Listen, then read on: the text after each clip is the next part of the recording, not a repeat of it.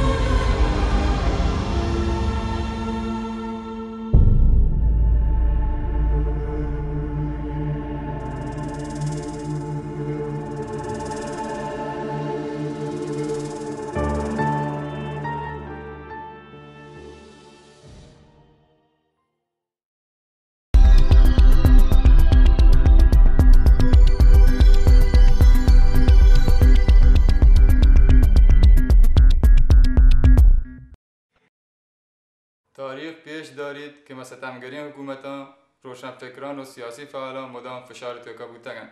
بله یه نوکین دورانا ستمگری حکومتند که به حقوق بشر مانیارگ و سیاسی فعالان بندی کنگا فشار توکن و پمیش که مجبورند که وطی کردار حکومتی مخالفان تروند مکنند و آرامتر و بهتر برخورد کنند. فعالین سازمانا که به حقوق بشر بارا فعالیت کنند گوشند که جمهوری اسلامی ملکی که زندانی کنگ صدها روزنامه‌نگار و بلاگ نویسا و حقوق بشر مانیارگ و فعالین سیاسی بندی کنگا پجاه یارگ بید. یه دولا گوشک بید که جمهوری اسلامی په حقوق بشر مانیارگ یک که چوی پرواتر ملکان گوشک بید. بله اچبودن که درستگی دنیا و رسانیانی مدامی فشار توکا حساسیتی پیش داشتگو نووتی کردارا چو پیشا تروندیم نباد. ادام بازی مثال جنگ بید که فعالین سیاسی گنگرانی حقوق بندی کنگ بودند بله رندا گو سیاسی فعالان و روزنامه‌نگارانی تظاهرات آزاد کنگ بودند یا که حکومت موتی دادگاهانی توکا گنوتین دلکشیان آیانی حقوق کمتر کتگند.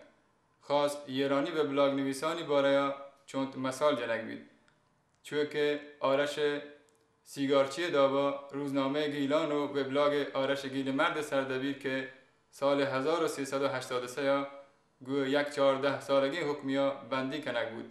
بله رندا گو سیاسی فعالانی جهدا پا یک 3 سالگی حکمیا زندانی بود. یا که ایرانی به بلاگ نویسانی پرونده باریا که مهر ماه 1383 بندی کنگ بودند. بله رندج آزاد بیگ یک گروه یا 4 نفر چایان گویه ناما امید معماریان، روزبه میر ابراهیمی، شهرام رفیزاده و جواد غلام تمیمی که گوه نوحکی من نگاه پواتی زره را شکنجه دیگ من. آیا میتونیم راجع به دوران فعلی هم این رو بس بدیم یا ترمیم بدیم؟ از زمان به روی کار اومدن آقای احمدی نژاد این مشکلات آیا افزایش پیدا کرده یا محدودیت ها بیشتر شده؟ خیلی نکته خوبی اشاره کردید آقای مکری، به خاطر اینکه متاسفانه برای مملکت خودم عرض میکنم ما از سالی که آقای احمدی نژاد اومده نه تنها از این فشارها کم نشده بلکه روز به روز بر اون افزوده شده و شکل‌های جدیدی از فشار مطبوعات رو ما شاهدیم. من آماری رو که نگاه میکردم در سال 2004 ما یک روزنامه‌نگار داشتیم که مضروب شده بود، 13 روزنامه‌نگار بازداشت و زندانی شده بودن و حدود 14 روزنامه‌نگار هم بازداشت موقت شده بودن. این آمار سال 2004 بود که همزمان با 2005 که آقای احمدی نژاد آمد به سر کار. امروز وضعیت خیلی فرق کرده. امروز روزنامه‌نگارا گاهی اوقات حکم اعدام میگیرن. امروز روزنامه‌نگارها رو خیلی تحت فشار میذارن. دیگه روزنامه‌ای نمونده جز الان در ایران بچهای روزنامه‌نگار 3-4 تا روزنامه هست که کار میکنن. مثلا فرض بفرمایید سرمایه هست، کارگزاران هست، مجله شهروند امروز هست که همین شهروند امروز هم 2 روز گذشته احضارشون کردن به دادگاه. بنابراین فضای محدود کننده ای هست که یأس‌آور در حقیقت. از طرف دیگه رسما پیش از این مثلا فرض بفرمایید تو اون اردیبهشت سیاه 79 که یک شبه 20 تا روزنامه تعطیل شدن، این گونه بود که آقای خامنه ای اومدن یه سخنرانی کردن و گفتن که مطبوعات لانه دشمن هستن. بعد از اون قوه قضاییه اومد دستور 20 تا روزنامه رو بستن. اما امروز رئیس دادستان کل استان تهران آقای مرتضوی تو دفترشون نشستن و هر چندگاهی مدیران مسئول رو دعوت میکنن، میگن آقا رسما میگن خبری که منعکس شده، من از خودم دارم نمیگم، رسما اعلام میکنن که آقا در مورد حقوق بشر ننویسید، در مورد کمپین 1 میلیون امضا ننویسید، فلان روزنامه‌نگار حق نداره در روزنامه شما حرفی بزنه. خب این چیزی که بدعته. یا مثلا فرض بفرمایید چند وقت پیش 20 روزنامه بله هگه شکرین که هیچ یک چایشان پس سرنوشت دردناکی که روزنامه‌نگاران و بلاگ نویسان و فعالین سیاسی اقلیت نشینی مناطق هستند دچار نبودند. پچه که گپ ادان چه یک بلوچین روزنامه‌نگاری و بلاگ نویسی باره این که چوتی استان منصب داران پا یک دوستین زبانی انتقاد کند و اعدام بید و یک مزنی جستی پیش کند که پچیه یک بلوچی و بلاگ نویسی ما یک اقلیت نشینی منطقه یا پا دگدابی سرنوشتی دچار بید.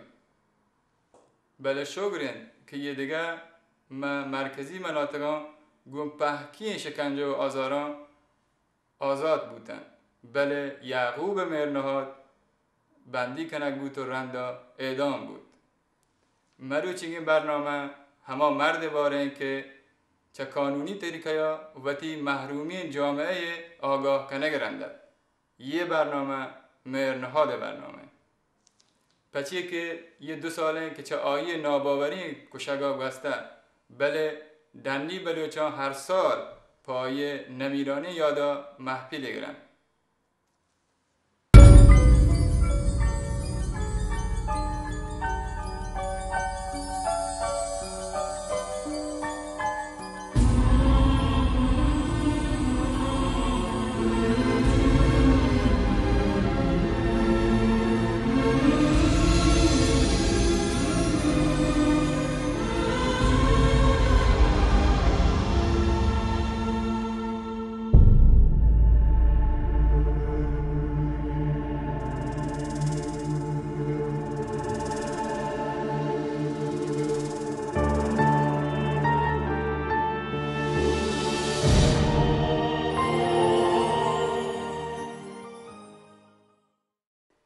یعقوب مهرنهاد و انجمن جوانان صدای عدالت فعالیتانی در کنگا باید بزانند که بلوچستان مردم سالانی سالن که موتی ملک و مردمانی در نیاما دیگران دست چهره زنده گوادنند.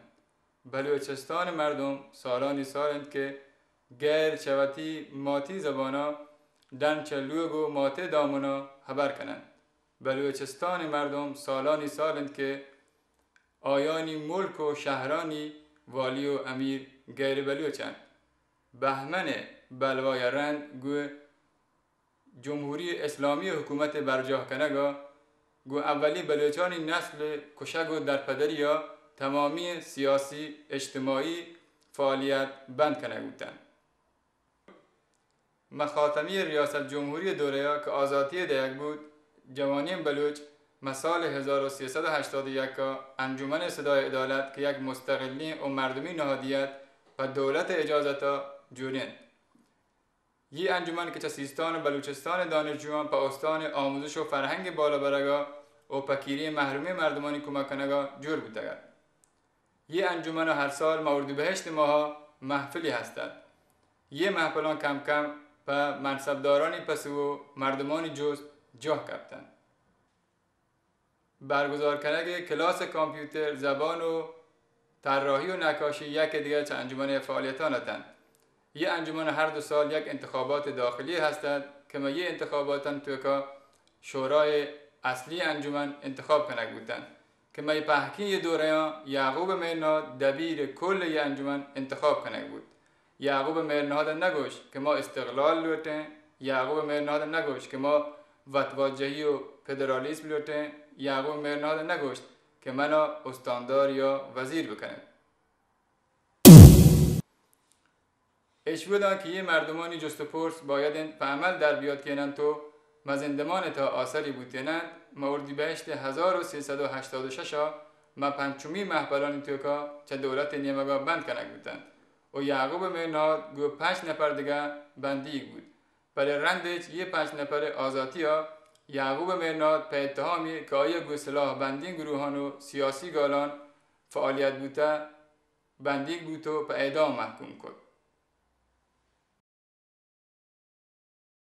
بلوچانی درستگی سیاسی سازمان و احزابا به مرنهاد هاترا اعتراض کرد. در این ملک سازمانان چون سازمان عفو بین الملل آیه آزادی لوٹید.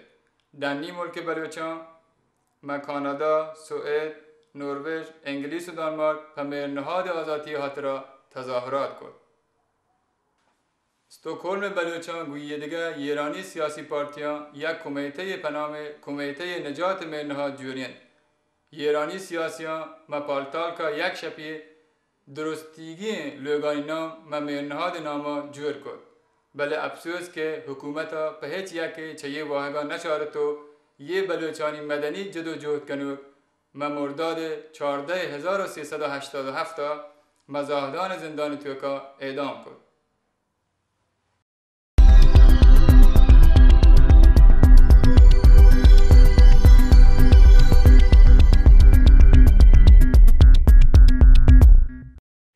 Skrämmande att så många balucher blir dödad, avrättad, torterad och försvinner i en liten provins. Att stoppa den iranska regimens övergrepp på människorättsaktivister i Baluchistan. Stoppa den etniska rensningen i Baluchistan. Upphäv dödsdomen på Yaqub Mernehad. Upphäv dödsdomen på journalisten och människorättsaktivisten Yaqub Mernehad i provinsen Baluchistan, Iran. Idag den 5 mars 2008 har vi samlat för att visa vår solidaritet med den fängslade och dödsdömda journalisten, människorättsaktivisten och ordförande i Voice of Justice Youth Association Yaqub Mernehad från provinsen Baluchistan, Iran. عدل میرا نسگه باند حقین جکسگامه نمن حزب و سندیکا و تنظیم گره آزادیا اجدوتگامه کنه نا همزبانامه امیر و دیه حکما به هر بیگانگامه لگور و ناکسان بخش صدارت نماینده کنه شرمندگامه چه راست و چپ گرده دست و پادام پکهری گون داره میتگامه مزاران نام بنده دزد و قاتل بساتی کارزان جنزگان می گوشه ما را گسد بهتام و تهمت گوشه رهزن یلی ابراهیم دگان می بلوچیم ما بلوچیم نزانه تو امولا کی نگام می بلوچه بیر و کینک دیرگینن که جنبر بستگش منسی نگام می همی باندات کهت آهک دیوان همی باندات کهت آهک دیوان که ترسه تو چه سهورین تیلگام می چه شرمه هیده بن ریشت بزین تر دراهی حلقی دیمو دیدگام می مروچی هور بن هر روم به تنظیم مجن تن ظالمی همکو پگام می کنه یک جاوتی جهدان جوان تا چه بلتن چه لحره دری پگام می جهانی قوتی جاکان کارین بچارند جیلا شر دردانگان می بگندن دین کازی چون سوچن مروچی عاشقین پروانگان می ببرند آدری انسانی شوری چه جیلان در کنن پروانگان می ندند یو این پچی حکمی جهانی نگیر ای قاتلین دیوانگان می یلام میوت میان نو جنگی بستد به چار جیلانی شیری ملگان می روند تن روچه گلبانگا بیارن به هر شهر و دیار و کلگان می روند تن روچه گلبانگا بیارن به هر شهر و دیار و کلگان می جنند آزادی تبلا به قوما دیند ملکه کلاتا پستگان می بگوش میران به گل صوت و سرودی پری دو داوری یعقوب مهرنهاد دیگه در میان ما نیست. دوست جوانی که روزنامه نگار جوانی که وبلاگ نویس جوانی که به خاطر نوشته‌هاش او رو جمهوری اسلامی دستگیر کرد و پس از 1 سال زندان و شکنجه چند روز پیش او رو به دار آویختند. یعقوب مهرنهاد به روایت بچه‌های وبلاگ نویس اولین شهید وبلاگر ایرانی است که اون رو جمهوری اسلامی به خاطر نوشته‌هاش به صورت علنی به عنوان به خاطر نوشته‌هاش اعدام کرد که البته پس از اعدام کردن اون برای تطهیر کردن خودشون سعی کردند یعقوب رو به گروه‌های تروریستی وابسته کنند و اسم اون رو به عنوان یک فرد تجزیه طلب مطرح کنند، در حالی که خب تمامی مردم، کسانی که با مرز پرگوهر و آرمان‌های مرز پرگوهر آشنایی دارند، به خوبی میتونن درک بکنن و فکر میکنم یک موضوع بسیار شوخی مسخره و بی‌مزه‌ای باشه که اگر بخوان یکی از اندام‌های مرز پرگوهر رو به عنوان یک عنصر تجزیه طلب مطرح کنند. و شوربختانه زمانی که خبر اعدام مهرنهاد رو منتشر کردن و وابستگیش رو به گروه‌های تروریستی مطرح کردن و اون رو یک عنصر تجزیه طلب نامیدن، رسانه‌های بین‌المللی بیشتر اونها با توجه به گرفتن خبر از خود جمهوری اسلامی خبر رو منتشر کردن و اعدام مهرنهاد رو به عنوان اعدام یک عنصر تجزیه طلب و تروریست مطرح کردن، در حالی که یعقوب جوانی بود که تنها و تنها به خاطر نوشتارهاش دستگیر شد و در دوران محکومیت و دستگیریش این مسئله کاملا روشن و مطرح بود. و اگر نگاه بکنیم برگردیم به 1 سال گذشته و رفتارهای رژیم رو ببینیم، میبینیم که چگونه خواسته این موضوع رو به نوع دیگه برگردونه. اگر به وبلاگ یعقوب مهرنهاد که دیگه هرگز به روز نخواهد شد بریم، اگر اون وبلاگ رو صفر بتونه به ضروری تصویر، اونجا خودش رو این گونه معرفی میکنه: یعقوب: خداوند وضع و حال هیچ ملتی را تغییر نمیدهد مگر آنکه خود به تغییر وضع خویش اقدام نمایند. این کلام نورانی الهی موجب ایجاد انگیزه‌ای برای تمام فعالیت‌هایی است که انجام می‌دهم و معتقدم در صورت عمل به این کلام الهی همه مردم می‌توانند اوضاع خود و جامعه خیش را از ظلمت به سوی روشنایی تغییر دهند، از بی‌عدالتی و نابرابری‌ها و فقر و ستم به آنچه که آرمان بشری است و خواسته‌های مشروع انسانی. و اما من یعقوب مهرنهاد متولد سال 1358 شمسی و ساکن دیار مردان و زنان خونگرم و صبور و نودوست بلوچستان می باشم و به روز نمودن وبلاگ نیز به دلیل مشغله‌های فراوان در انجمن جوانان صدای عدالت که سازمانی مردمی و غیر حکومتی و برای خدمت به هموطنان جامعه بشری می باشد بر عهده من می باشد. یعقوب مهرنهاد دوست و همرزم ما پس از اینکه دستگیر شد حکم اعدام اون در اسفند ماه امسال تایید شد، بچه‌های بلوچستان، بچه‌های زاهدان اعتراض کردند. خانواده اون، برادر اون به زندان رفتن، جلوی زندان اعتراض کردند که رژیم جمهوری اسلامی برادر اون رو هم دستگیر کرد. ما به همراه بسیاری از فعالین حقوق بشر اعتراضهای جهانی رو برای جلوگیری از اعدام یعقوب آغاز کردیم و شوربختانه انگار سازمان‌های جهانی باور نمی‌کردند که رژیم جمهوری اسلامی واقعا قصد اعدام این جوان رو داشته باشه.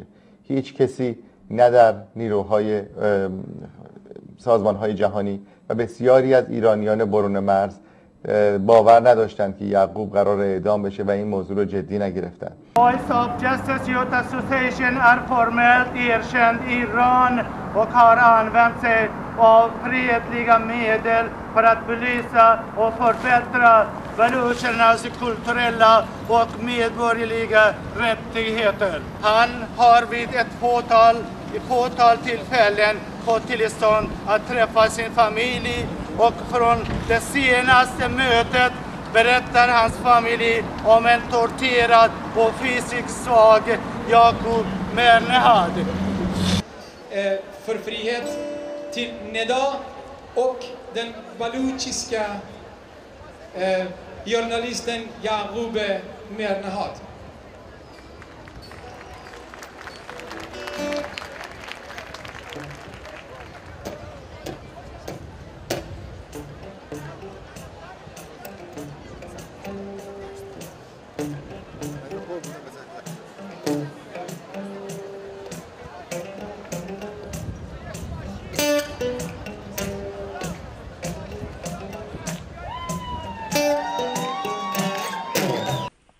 اخیراً ما خبر بسیار تکان دهنده دیگری از بلوچستان داشتیم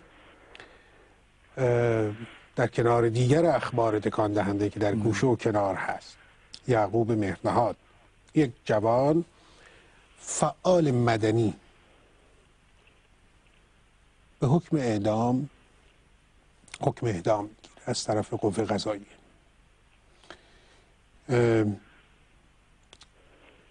یعقوب مهرنهاد کیست؟ به چه دلیل زندانی شد؟ به چه دلیل حکم اعدام گرفت؟ یعقوب مهرنهاد حالا 28 سالشه و دارای خانواده و 3 فرزند هم هستند. ایشان چند سال در رابطه با مسائل حقوق بشر، مسائل صنفی و مسائل اجتماعی بلوچستان فعال بودند و انجمن صدای عدالت را درست کرده بودند که این هم رسمی و قانونی در ایران، در زاهدان، در وزارت ارشاد و جای دیگه که لازم بوده اینو ثبت کرده. چون ایشان اساساً یک مبارز حقوق بشر و حقوق مدنی بودند. اساس برنامه کاریشون هم این بود که باید در حدود قوانینی که جمهوری اسلامی ایران تعیین کرده در اون حدود کار و فعالیت بکنن برای حل مشکلاتی که مردم روزمره با اونا در مقابله میکنن دارن، در رابطه با اونا بیشتر کار بکنن و کارایشان هم در این حد بود و هر گونه جلسه یا کاری انجام میدادن با اجازه اون وزارتخانه ها و یا مقامات استانی بود. جرمی که ایشان دارن خب معمولا مسئله اساسی این بوده که مسائل رو از طریق خواست مردم مطرح می‌کردن برای مسئولان. چیز دیگه، کاری دیگه ایشون انجام ندادن که به اصطلاح همچون حکمی بگیرن. نه ایشون مبارزه سیاسی بودن، نه عضو حزب سیاسی بودن و نه کارهای دیگری که مثلا رژیم اون رو محکوم کرده برای عضویت در جندالله، نه در همچون گروه‌های سیاسی دیگری نظامی شرکت کردن، بلکه کارهای صنفی، اجتماعی، حقوق بشر، حقوق زنان، حقوق کودکان در رابطه با این مسائل فعال بودند. بله، و این آقای یعقوب مرنهاد با این توضیحی که شما دادین یک فعال مدنی بودن و در واقع تمامی خواستهایی که مطرح می‌کردن، منشور کارشان، مبارزهشان گونه‌ای تنظیم شده بود، به نظم آمده بود که با در چارچوب همین قوانین موجود جمهوری اسلامی بتونه قابل تعریف باشه. قوه قضاییه به چه جرمی در واقع با چه ادعای این اتهام رو یا این حکم رو داد؟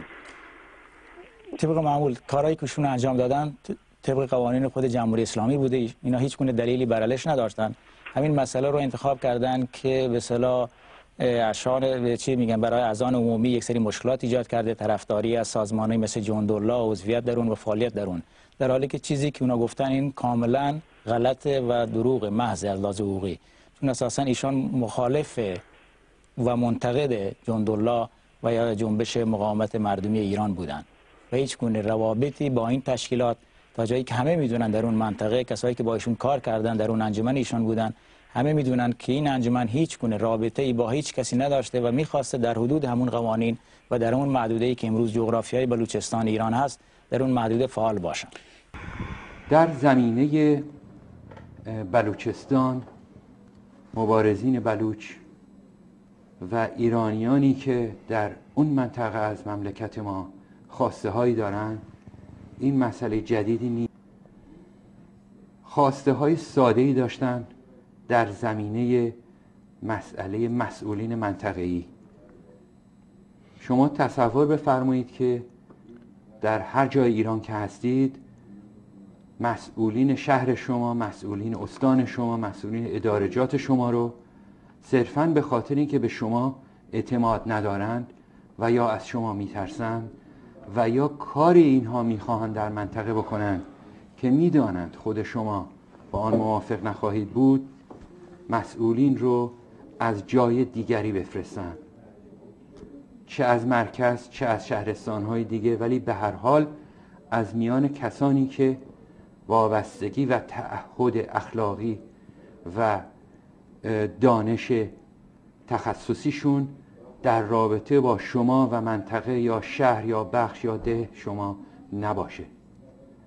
این مسئله همواره توسط دولت‌ها و حکومت‌های صورت می‌گیره در ایران و یا در برخی از کشورهای دیکتاتوری دیگر در جهان که قصدشون فقط کنترل مردم هست توسط مرکزیتی که به اون مردم تعهد ندارن. در مورد بلوچستان یکی از مسائل بزرگشون این بوده و هست و یکی دیگر هم مسئله نوعی ستم مذهبی هست که علاوه بر این که اهل تسنن در کشور ما در شهرستانها در مناطق دیگر حتی حق داشتن مسجد را ندارند، علاوه بر این که در مناطقی که حتی نزدیک به بلوچستان بوده، مناطق بین بلوچستان و مشهد، بارها مساجد و معابد اهل تسنن رو تخریب کردند که حتی 10 سال 8 سال پیش این مسئله با صورت گرفته. خود این منطقه رو هم نمیخواهند بگذارند که با آداب و رسوم خودش تربیت بشه، ادامه بده و زندگیشون رو به پیش ببرن. اگر فردا خدای نکرده عده معدودی در بلوچستان قیامی بکنن، قصد تجزیه طلبی داشته باشن، اگر کار به جای برسه که بخش دیگری از مملکت خودمون رو از دست بدهیم، اون موقع بر نگردید بگید که کار آمریکا بوده، کار انگلیس بوده، کار پاکستان بوده و غیره و غیره. این کار در شرایط فعلی منبع اصلی تحریکش حکومت جمهوری اسلامی در تهران هست. این کارها باید جلوش گرفته بشه. احترام به تمام بخش‌ها و تمام مذاهب و عقیده‌ها در کشور ما باید احیا بشه از نو و نه فقط در حرف بلکه در عمل. این یعقوب ما رو به جرم تروریسم، به جرم تجزیه طلبی که ما میدونیم که آقای مهرنهاد جزو کسانی بود که به خصوص در ارتباط با حزب مرز پرگوهر مسئله یک پارچگی کشور را در نظر داشت، مسئله عدالت اجتماعی را در نظر داشت، مسئله تساوی حقوق بین اهل تسنن و شیعیان را داشت، مسئله تساوی حقوق رو خواستار بود در منطقه بلوچستان به نسبت سایر مناطق. اینها بحثشون چی هست علاوه بر این مسائل اساسی انسانی؟ مسئله فقر هست، مسئله آب هست، مسئله تقسیم عادلانه ثروت نفت بشکه $124 هست. این ثروت ها کجا داره میره؟ بجز اینکه در راه تروریسم بین‌المللی صرف میشه یا بجز اینکه در خدمت میلیاردر شدن 1% کوچکی از وابستگان به حکومت صرف میشه. من خیلی متاسف هستم که یکی برای جوانی این افراد که اینطور از دست میره، یکی از به خاطر تهمت هایی که به اینها میزنن و یکی هم به خاطر ادامه این ظلم در سراسر ایران و به خصوص در این بحثی که امروز داریم بر هموطنان عزیز ما در بلوچستان بود. از دسترسی مردم بلوچستان در پیروزی که به دست آوردن در برکنار کردن استاندار منطقه‌ای آقای دهمردی، همونجوری که در آخرین نوشتار یعقوب مهرداد نوشته بود مدیران ناموفق و نالایق استان یا استعفا یا برکناری و یا قهر ملت را پذیرا باشند. درست 2 هفته پس از اینکه آقای دهمردی مجبور به رفتن شد، حکومت یعقوب رو اعدام کرد. ما همایشی با عنوان جوانان پرسشگر و مسئولین پاسخگو برگزار می‌کرد که در آن به انعکاس مشکلات و مسائل و مطالبات مردم می‌پرداختند. انعکاس و پیگیری مراجعات و مشکلات مردم به مسئولین و گرفتن پاسخ از مسئولین از دیگر فعالیت‌های انجمن بود. همچنین برگزاری مستمر کلاس‌های کامپیوتر، زبان، طراحی و نقاشی از دیگر برنامه‌های انجمن بود. این انجمن هر 2 سال یک بار پس از انتخابات داخلی اعضای شورای مرکزی انجمن را مشخص می‌کرد و در تمامی ادوار آقای مهرنهاد از سوی اعضای شورا به دبیر کلی برگزیده شد. یعقوب مهرنهاد به عنوان یک فعال سیاسی و مدنی در چارچوب قوانین جمهوری اسلامی نه به دنبال ساختی فدرال برای کشور، نه به دنبال جدایی طلبی و نه دنبال پست و مقامی حکومتی بود. او به عنوان یک فعال اجتماعی در پی بالا بردن سطح آگاهی جامعه و جوانان بلوچ و به عنوان یک فعال سیاسی مطالبات و مشکلات مردم را مطرح کرده و انتظار پاسخگویی و مسئولیت پذیری مسئولان استان را داشت. اما از آنجا که مطرح شدن خواسته های مردم توقع و انتظار برآورده شدن آنها از سوی مسئولان را داشت و همچنین جامعه‌ای آگاه بر آنها ناسازگار بود، صبر مسئولان حکومتی به سر می‌رسد. در اردیبهشت 86 پس از برگزاری 5مین همایش سالانه جوانان پرسشگر مسئولین پاسخگو که در آن تعدادی از مسئولین استانی هم حضور داشتند، تعدادی از اعضای شورای مرکزی انجمن از جمله یعقوب مهرنهاد دبیر کل انجمن بازداشت می‌شوند. 5 تن از آنان چند روز بعد آزاد می‌شوند، اما آقای یعقوب مهرنهاد به اتهام همکاری با گروه‌هایی که فعالیت‌های مسلحانه داشتند در بازداشت نگه داشته شده و سپس به اعدام محکوم می‌شود. تمامی گروه‌ها و احزاب سیاسی به اصالت او اعتراض می‌کنند. سازمان‌های خارجی مانند سازمان عفو بین‌الملل خواهان آزادی او می‌شوند. بلوچ‌های خارج از کشور در کانادا، سوئد، نروژ، انگلیس و دانمارک برای آزادی او دست به تظاهرات می‌زنند.